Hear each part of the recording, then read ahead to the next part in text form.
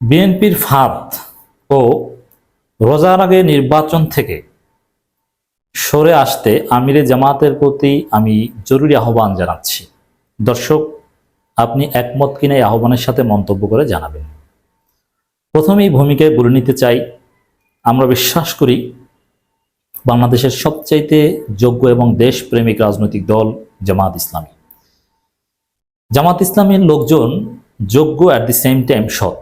আমি বলছি না যে তারা দুধের ধোয়া কিংবা নবী রাসূলের মতো, ত্রুটি বিচ্যুতি তাদের মধ্যেও আছে, কিন্তু ইন কম্পেয়ার উইথ আদার্স তাদের চাইতে সৎ এবং যোগ্য কাউকে পাবেন না। হয়তোবা সততার তালিকায় এটা একটা বাস্তবতা, যারা রাজনীতি করতে গেলে সততা অনেকটা কমে যায়। আপনি যদি সাহাবীদের জীবনী পড়েন, সেখানেও অনেক সাহাবী যারা পিওর তাকওয়া মেনটেন করতে চাইতেন, তারা রাষ্ট্র ক্ষমতা থেকে অনেকে দূরে থাকতে চাইতেন।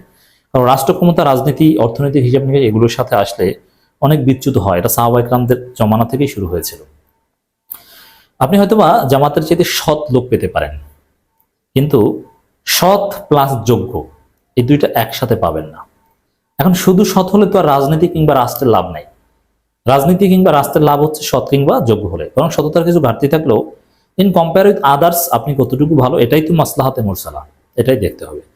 তা আমরা দৃঢ়ভাবে বিশ্বাস করি জামাত ইসলামের চাইতে সৎ কিংবা যোগ্য দল আর নেই। জামাত ইসলামের হাতেই এদেশ নিরাপদ। জামাত ইসলামের হাত ধরেই, নেতৃত্বেই বাংলাদেশকে একটা কল্যাণ রাষ্ট্র হিসাবে প্রতিষ্ঠা করা সম্ভব। এটা আমাদের বিশ্বাস। এই বিশ্বাস থেকে এই আহ্বান।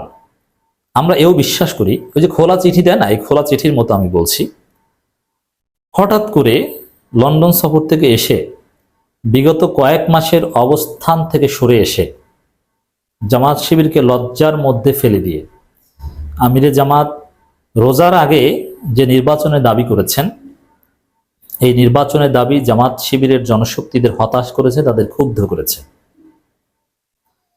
এই দাবি থেকে জামাতকে ফিরে আসা উচিত। এবং আমি বিশ্বাস করি, এটা অনেকগুলো আলোচনা আমি বুঝিয়েছি, প্রমাণ করেছি, এই রোজার আগে নির্বাচনের যে এই দাবি, এটা ভারতের ফাঁদ কাম বিএনপির ফাঁদ।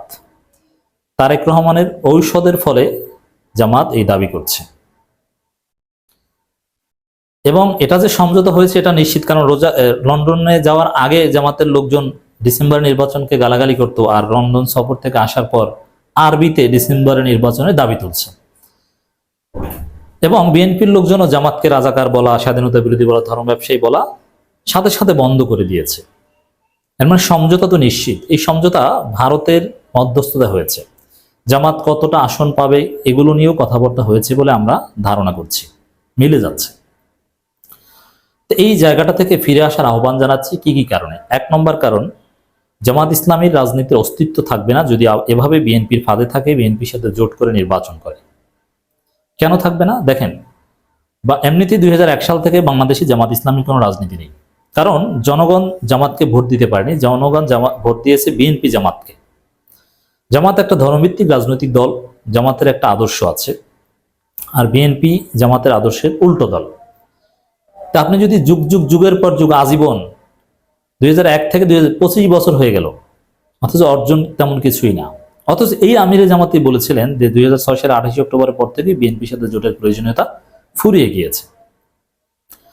অতএব জামাত ইসলামীর রাজনীতি বলতে যে একটা রাজনীতি আছে, তাদের যে একটা স্বতন্ত্র সত্তা আছে, এটা যাদের বয়স 35-40 বছর তারাও জানে না।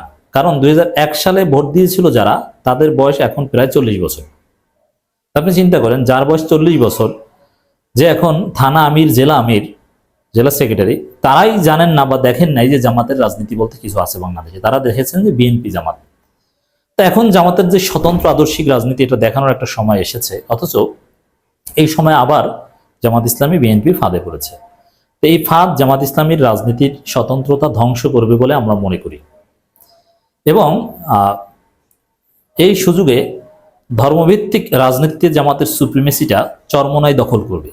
এই কারণে বিএনপির ফাঁদ থেকে বেরিয়ে আসা দরকার। বরং বিএনপির সাথে জোট করে যদি জামাত 50 সিটও পায়, 10টা মন্ত্রণালয় পায়, ধরে নিলাম 50 সিট কখনো দিবে না, 30টার বেশি দিবে না, ধরলাম 50টা সিট পেয়েছে এবং 10টা মন্ত্রণালয়, 10টা সিট 5টা দেয় কিনে সন্দেহ আছে।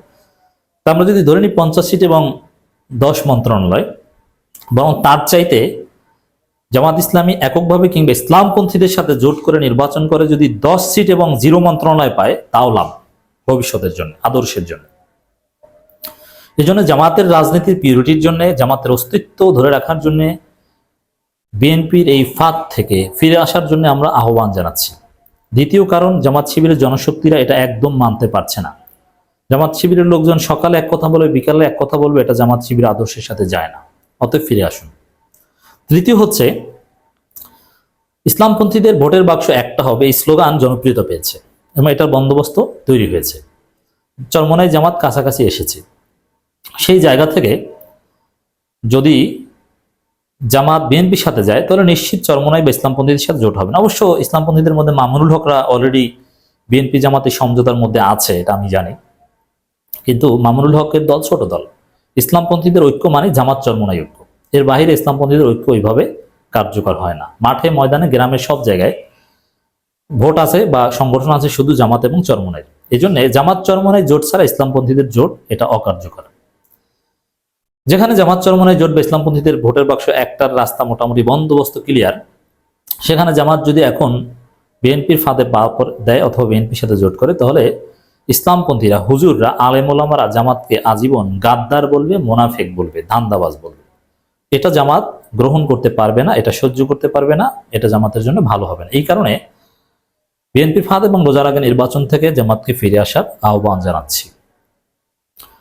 তো দর্শক, আরেকটা কারণ হচ্ছে, জামাত যদি এখন এই যে দ্রুত নির্বাচন চাচ্ছে বিএনপির সাথে মিলে, এটাকে এনসিপি সহ তরুণরা ভারতের ফাঁদ এবং জুলাই অভ্যুত্থানের সাথে গাদ্দার হিসেবে অলরেডি চিহ্নিত করেছে।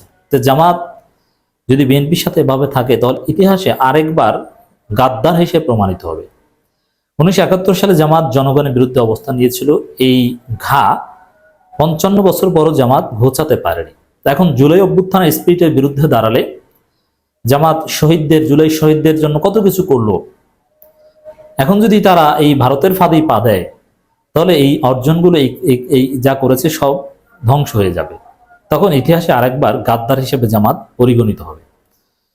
এই সব কারণে আমি বলবো যে বিএনপির ফাঁদ এবং রোজার আগে নির্বাচন থেকে ফিরে এসে চরমোনাই জামাত জোট করুন, ইসলামপন্থী রাজনীতির মৌলিকত্ব ধরে রাখুন, বিএনপির বিরুদ্ধে দাঁড়ান। দর্শক, আপনারা আমার এই আহ্বানে একমত কিনা মন্তব্য করে জানান। এবং এই প্রশ্নে জামাতকে ভারত এবং বিএনপির ফাঁদ থেকে ফিরিয়ে আনতে আমি শত শত আলোচনা করব, প্রয়োজনে জনমত তৈরি করব, এবং আমি বিশ্বাস করি পারবো। কারণ জামাতের লোকজন যেহেতু ভালো লোক, তুলনামূলকভাবে সৎ লোক, তাদেরকে এই ধ্বংসের পথ থেকে ফিরিয়ে আনতে পারবো। আমি এটাও বিশ্বাস করি, আমি অনেকবার বলেছি যে 1971 সালে যদি ফেসবুক থাকতো, ইউটিউব থাকতো, তাহলে স্বাধীনতা বিরোধিতা থেকে জামাতকে মনে হয় ফিরিয়ে আনা যেত। জামাত স্বাধীনতার পক্ষে অবস্থান করত, কারণ জামাতের ওই সিদ্ধান্ত জনশক্তিরা মানত না। তারা ফেসবুকে বিদ্রোহ করে, যদিও তখনও মকবুল আহমেদ থেকে শুরু করে জামাতের সাবেক আমির অনেকেই কিন্তু জামাতের কেন্দ্রীয় সিদ্ধান্ত মানে নাই 71 সালে। এরকম ফেসবুক, ইউটিউব জামাতের ওই সিদ্ধান্তের বিরুদ্ধে বিদ্রোহ করে তারা 71-এর পক্ষে সংগঠনকে রাখতে পারত। তো এবার আমি বিশ্বাস করি ফেসবুক, ইউটিউবের কল্যাণে, জনশক্তিদের চাপে জামাত সঠিক পথে আসবে। তা আপনারা মন্তব্য জানাবেন অবশ্যই।